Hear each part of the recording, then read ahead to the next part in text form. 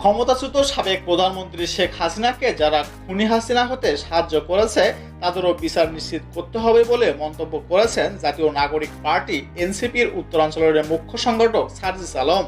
উত্তরায় আওয়ামী লীগের বিচার ও রাজনৈতিক কার্যক্রম নিষিদ্ধ, সংস্কার এবং গণপরিষদের নির্বাচনের দাবিতে বিক্ষোভ মিছিল পূর্ববর্তী সমাবেশে তিনি এসব মন্তব্য করেন। সার্জিস আলম বলেন, খুনি হাসিনার দোসররা ফিরে আসার চেষ্টা করছে, অনেকেই খুনি শব্দ মুছে ফেলারও চেষ্টা করছে। তবে হাসিনাকে যারা খুনি হাসিনা হতে সাহায্য করেছে তাদের বিচার নিশ্চিত করতে হবে।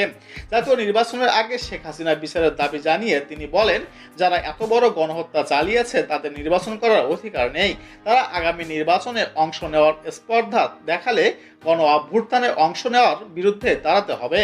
গণ অভ্যুত্থানে শহীদদের দিকে তাকিয়ে সংস্কারের জন্য কাজ করার আহ্বান জানিয়ে তিনি আরও বলেন, ১৫০০-এরও বেশি শহীদদের জীবনের বিনিময়ে আমরা আজকের অবস্থায় এসেছি। এই সময়েও যারা নির্বাচন করে তাদের চোখ শহীদদের দিকে নয়, ক্ষমতার দিকে।